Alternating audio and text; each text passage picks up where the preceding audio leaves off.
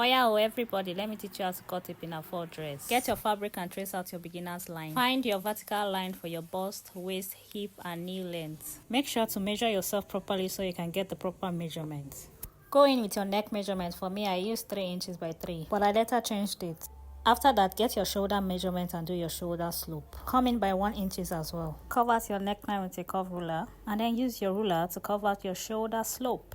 Moving on, get your armhole length. Use your ruler to trace it out like so.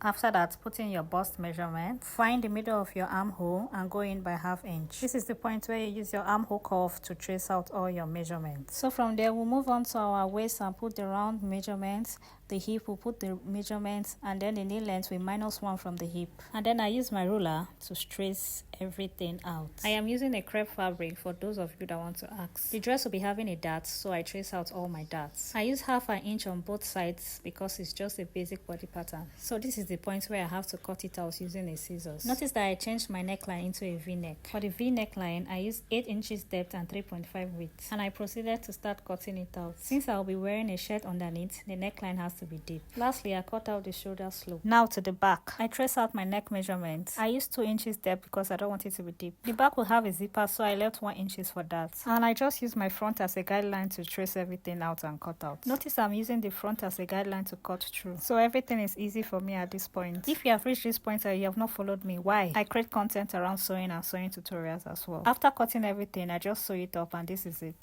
Voila, a queen was born. Abi how na the TikTok am. So we have come to the end of this video. See you next time. Ungwano, bye.